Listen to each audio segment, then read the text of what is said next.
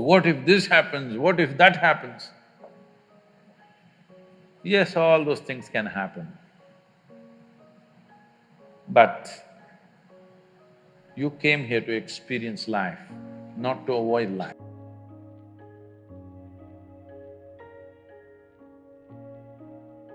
So it's not about being positive, negative. The important thing is, at this stage in your life, you just focus on enhancing this life. Don't worry about what it will yield. You should not worry about what this life is going to yield. What it yields depends on times in which we are, many other aspects of life. But if this is an enhanced life, it will yield something worthwhile. Doesn't matter what it yields. Who knows? Maybe you won't become an artist, maybe you will become an engineer, maybe you will become a doctor, maybe you will become something else, who the hell cares? As long as you enhance this life, something worthwhile will come out of it. What will happen in the end? What will happen in the end? The same thing. So, you don't know future. Isn't that a great thing, fortunately? Suppose you know your entire future, would you not want to commit suicide right now? Huh? Isn't it wonderful that in spite of all your brains, you can't figure what is next moment? Hello? Isn't it wonderful? Have you ever seen a suspense thriller movie? Have you? See, right now there's a very wonderful suspense thriller in the local theatre. None of you have seen it. I have seen it. Shall I tell you the story?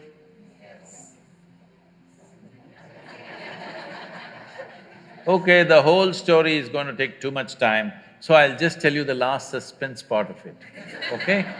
Shall I? No. Why? Because suspense means like this. You go and see the poster, oh, this guy's… I think he's going to do this, that guy's going to do that, oh, this director, most probably this how it's going to go. Then you go inside, see all those still images, then you said, definitely this guy is going to do this, that guy is going to do this, all kinds of projections. You go and sit in the auditorium, first few scenes and said, this is it, he's going to do this, but he did something different. Then you said, he's going to do that and he did something different. You said, this is going to happen and something else happened. Halfway down the movie, you discussed with your friend, last scene is definitely like this. When the last scene came, something totally different happened. Then you come out and say, wow, what a wonderful movie. Yes? You went there, sat, you saw the first scene and you said, this is what is going to happen, and that's what happened in the last scene, as it happens in most movies. Then you come out and said, this is no good, isn't it? So essentially what you're saying is, if all your predictions go wrong, it's wonderful. If all your predictions come true, it's no good. Then I'm asking, what's wrong with your life? Your life is fantastic. You can predict whatever, it all goes wrong, goes wrong, goes wrong. Wonderful, wonderful, wonderful. Only problem is, you lost your ability to enjoy the suspense, that's your only problem. Yes? You want to know the end. You're a match fixer. Yes, you're a match fixer. You want to know the end before you play the game. Match fixer or no? See, the way the question is asked and also the way normally it's addressed is, people think there is something called as negative thought and positive thought. They want to remove the negative thoughts and have only positive thoughts. For such people, I would ask them to just experiment for 10-15 seconds. Let them forcefully remove one thought from their mind. For example, next 10 seconds, just don't think of a monkey. Try not to think of a monkey for next 10 seconds. You will see you will be full of monkeys. So what I'm saying is, this is the nature of your mind. Because in this mind, all the three pedals are throttle. There is no brake, there is no clutch. Whatever you touch, it will only go faster. In this kind of mind, people have been taught from moral teachers and religious teachers do not think about bad things. Well, since then it's been a full-time job. So there is no way you can handle the mind like this. This doesn't need any great enlightenment. If you spend 2 minutes with your eyes closed, you will realize you cannot do anything forcefully with this mind. So, I want to remove negative thoughts. Do not ever go in this direction because what you want to remove will become your quality. Always you will be on it. So what should I do? The thing is this, without understanding the fundamental mechanism of this mind, because our mind, human mind, is the most sophisticated computer on the planet. Even all the supercomputers have come out of this. When this is the case, is it not important that we understand the mechanics of how it functions? One simplistic aspect of how it functions is, there are no subtractions and divisions in our mind. There is only addition and multiplication. If you try to do something with it, it will say one more. If you try hard, it will multiply into many more. In this mind, you don't try to identify what is positive, what is negative and try to remove it. First of all, one needs to understand, this mind of yours, this body of yours is supposed to serve you.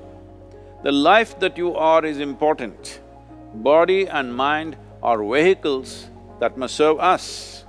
If you sit in a vehicle, it must go where you want to go. If it goes to its own destination, what is the point of such a vehicle? It's just a nuisance.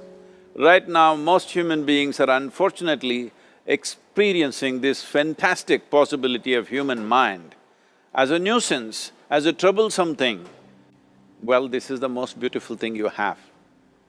It's just that you need to pay little attention as to how it functions. One simple thing is this. First and foremost process is, that's why we put out this process called Isha Kriya. This is to distance yourself from your physiological and psychological process. There is something called as you which exists. This is not a composite of all your thoughts and emotions and physiological processes. Beyond that, there is you. If you close your eyes, even if you cannot see anything, you're still there.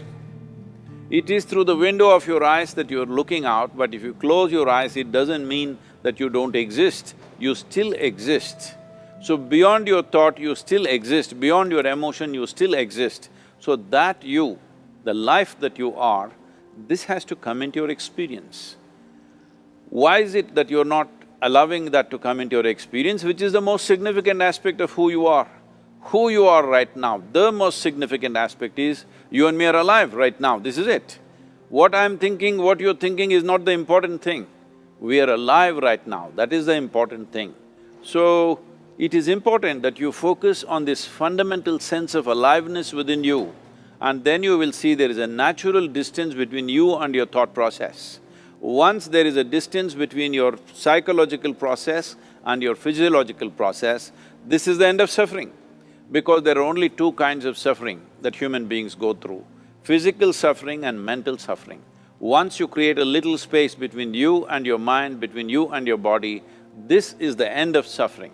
This is something every human being has to experience and know, otherwise thinking I will just remove negative thoughts and I will have positive thoughts, all the best, it's not going to work 100%, it's not going to work because nobody can remove it, they can avoid it for some time. So when negative thoughts come, you say Ram Ram, Shiva Shiva, whatever you want, but this is just avoiding, it's not gone.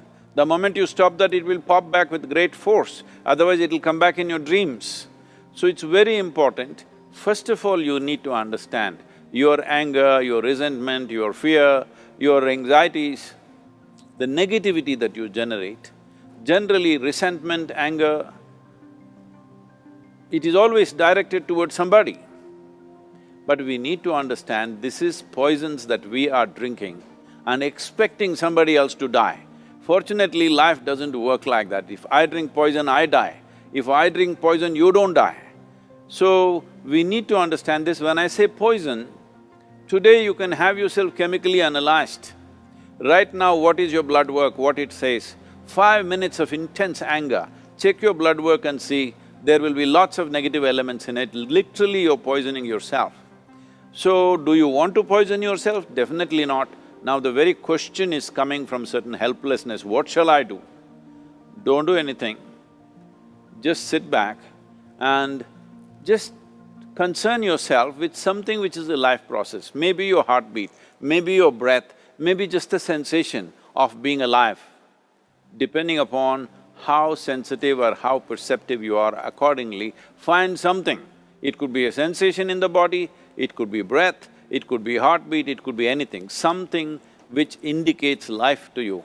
Just pay attention to that for some time. Slowly you will see there is a distinction between what is you and what you have gathered, which includes both your physiological and psychological possibility or mess, whatever you made out of it. Say, how to address the larger issues of my life. There are no large issues in your life. What is the large issue that you're talking about? It is just about what job to take, which girl to marry, That about covers it. where to go for vacation, whether to get married or not get married, These are the things, isn't it? These are not large issues, these are all little things in your life. Yes, oh, is it just a small thing whom I get married to? I'm not saying it's a small thing, but as an issue, it's a small issue, little issue. As a consequence to your life, yes, it has many things. But this is something that human beings have done for millions of years. We have enough experience on these things, isn't it? We know that whatever job we take, whoever we marry, it is just the way we make out of it.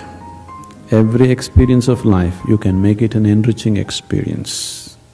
Every experience in your life, you can make a curse out of it.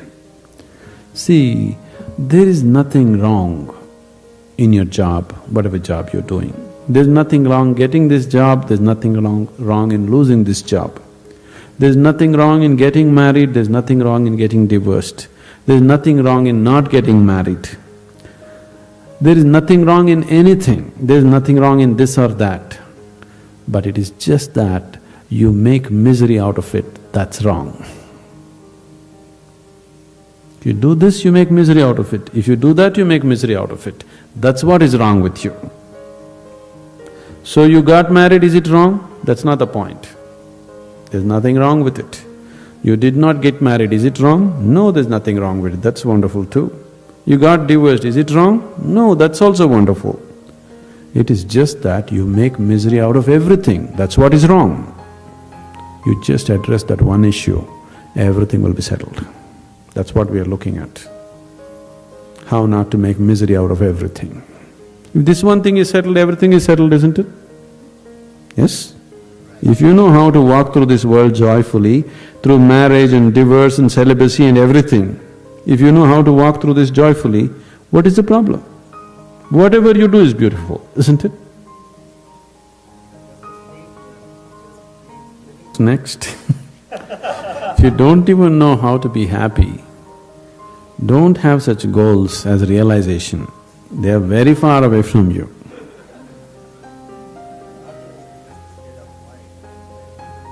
See, you are just dismissing something very fundamental to your life with a stupid definition. Happiness is not just a state of mind, it is just the basis of the quality of life that you live here, isn't it? Is it such a small thing, happiness? Oh, it's just a state of mind. Is it a small thing? It's the biggest issue, isn't it? I said, if that is not possible, forget realization and all that nonsense. It's not even in your sphere. If you are capable of going through this world joyfully, then you could talk about going beyond. If you're not even capable of going through this joyfully, talking about beyond is no good. There is no way, I'm telling you. There is simply no way. For a person who is constantly creating inner battles all the time, how will he deal with the bondages of life and how will he transcend that? There's no question. It doesn't arise in your life. So first thing is, working towards to be a blissful human being. If that happens, the rest becomes very simple. Because a blissful human being, once your happiness is not at stake, anything that's needed you will do, isn't it? Right now you cannot do what's needed because always your happiness is at stake. You are thinking which is the right thing to do, which is the right thing to do. There is no right thing to do in your life. There is no wrong thing to do in your life. If you know how not to make misery out of everything that you do, whatever you're doing is the right thing. If you're making misery out of everything that you do is the wrong thing. So that's the only issue you have to look at. Others are all petty things. What does it matter, which way you do it? You're doing something willingly is the fundamental of your joy, isn't it so? Hello? However simple or stupid or idiotic activity it is, I am doing something willingly, makes a world of difference, isn't it so? Hello? Yes. The difference between heaven and hell is just this, you're doing something willingly, that's your heaven. You're doing something unwillingly, that's your hell. We have already taken on attitudes, what we like and what we don't like. I like this person, I don't like this person. Now with this person I will do things willingly, with this person I'll do things unwillingly. This may be two people, two aspects of life, two communities, two nations, two many things. This I will do willingly, this I do unwillingly. This means I've decided in my mind this is good, this is bad. When I hear even on national news channels, good guys and bad guys, it just… once you have this kind of thing, you are going to be disastrous to the planet, it's just a question of time. The moment you decide, this is a good person, this is a bad person, this has gone deep into American society. No, there are no good people and bad people. Everybody is oscillating between the two. If you create a very pleasant, wonderful atmosphere, everybody behaves wonderfully. If you create an unpleasant atmosphere, a whole lot of people act nasty. Yes or no? There are joyful people and miserable people, but there are no good people and bad people. The moment we think we are good, we are entitled to destroy the bad, isn't it? Yeah. Oh, we've been destroying a lot of people for a long time. Time to stop that. Because human beings are in different levels of experience and understanding, variety of people. Anybody who is not like you is obviously bad, isn't it? Isn't it so? Those who are not like me must be bad people. Because the basis of goodness and what you think is goodness is decided by you. No, you have no business to do that. Willing means this, I'm just willing. I'm 100% yes to life. I am not yes to this one, no to this one, no. I am just yes and yes to life. If you are 100% yes to life, you are a volunteer. Oh, that's beautiful. You have become a willing life. You have become so willing that you have no will of your own. People ask me, Sadhguru, how do you operate with all these people? All kinds of horrible questions they're asking, they're doing this, they're doing that. I said, my life is not about them, it's about me. It's about how I am. It's about me. It doesn't matter how they are, that's their choice. But how I am is my choice, this is my way. No matter what they do, I'm like this. Because I have not given that freedom to anybody that somebody can freak me, somebody can make me angry, somebody can make me happy, somebody can make me unhappy. These privileges I kept to myself. It's time you do that too. Because if somebody else can decide what can happen within you right now, isn't this the ultimate slavery? Huh? Isn't this? Someone else can decide what should happen within you. What happens around you, of course, so many people decide. What happens around us is not 100% ours, but what happens within me, Must be my making, isn't it? Right now, just about anybody can freak anybody because they're not volunteers, they're unwilling. Volunteering means you have no will of your own, you can do whatever is needed. You know, we are a volunteer organization, this means all kinds of people. Most of them are not qualified for the jobs that they're doing. And I cannot fire them because they're volunteers.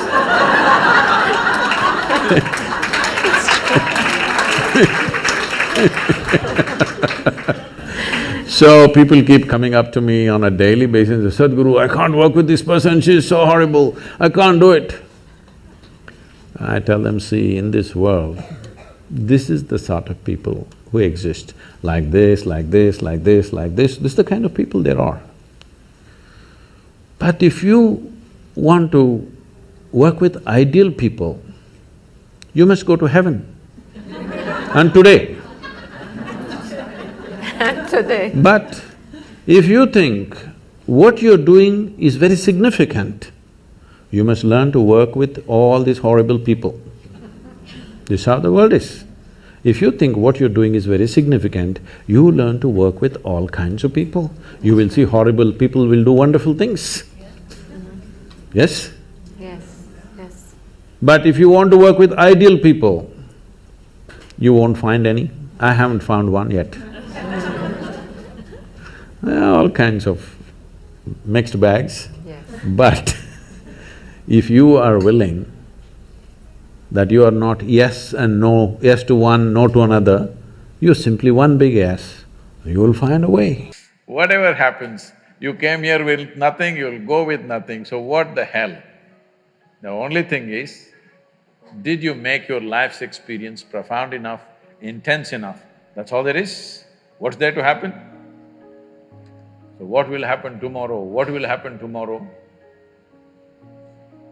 I'll give you a simple thing. The best thing about life is tomorrow never happens. Yes?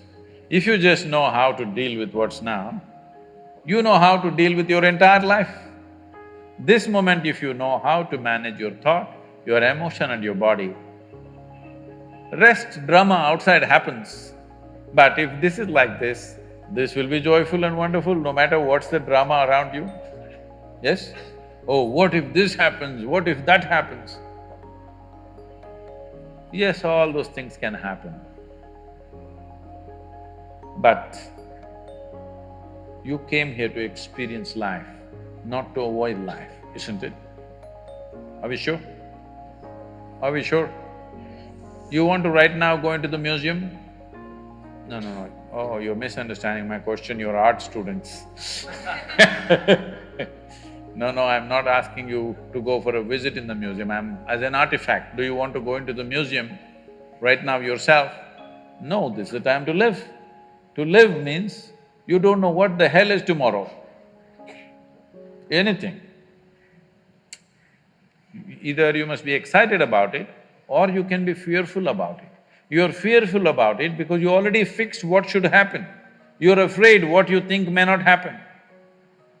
But first of all, I'm asking you, why are you thinking what should happen?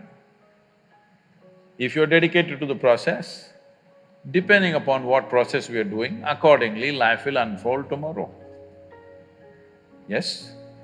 There are many dimensions to it. If you explore all of it, if you just explore your biology, life will happen one way. In the sense, if you take charge of your physical self, your body, 15 to 20% of your life and destiny will happen the way you want it.